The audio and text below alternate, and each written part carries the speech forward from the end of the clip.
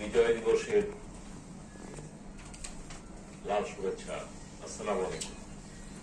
আমি প্রথমে ধন্যবাদ দিতে চাই পরম করুণাময় আল্লাহ পাক এমনি একটি সংগঠনে এসে দুটি কথা বলার সুযোগ দিয়েছে বলে। আমি আজকে আমাদের যে অধ্যক্ষ নূর মোহাম্মদ মুনির অত্যন্ত রিকোয়েস্ট করে আজকে এখানে দাওয়াত দিয়েছেন, সেজন্য তার কাছেও কৃতজ্ঞতা। আমি এখন প্রসঙ্গে চলে আসি। আমি আপনাদের কথা গভীর মনোযোগের সাথে শুনছিলাম, সেখানে আমি কিছু পরামর্শ দিতে চাই, যদি আপনাদের কাছে লাগে। কারণ আপনাদের আগ্রহ আছে, আপনাদের প্রজ্ঞা আছে, আপনারা বিবেচনা করবেন। তার পূর্বে ভূমিকায় আমি যে কথা বলতে চাই,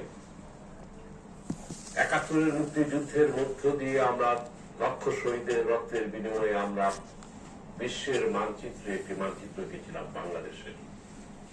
সেদিনকার যে চেতনা ছিল সাম্য, মানব মর্যাদা এবং সামাজিক ন্যায় বিচার এবং গণতন্ত্রকে প্রাতিষ্ঠানিক রূপ দেওয়া, ৫৪ বছরে আমরা পারি নাই।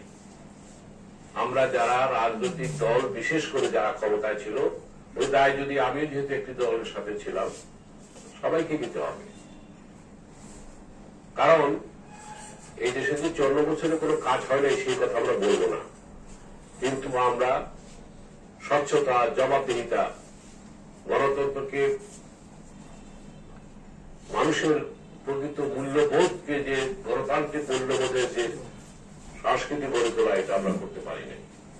আমি ওই প্রসঙ্গে আজকে বলবো না, ভূমিকাটা টানলাম এই কারণে ৫৪ বছরের প্রত্যাশা এবং প্রাপ্তির হিসাব আমাদের মিলাতে হবে। তো প্রত্যাশা এবং প্রাপ্তির হিসাব মিলাতে গিয়ে আজকে আমরা তাই তো বলি ৭১ মুক্তিযুদ্ধ এবং ২৪ যে গণ অভ্যুত্থানের আকাঙ্ক্ষা, এই ২৪ আমাদের ছাত্র ভাইয়েরা, যে জেনজি কিংবা আমাদের তরুণ প্রজন্ম, কোন রাজনৈতিক নেতৃত্বে কিন্তু এই গণ অভ্যুত্থান হয় নাই।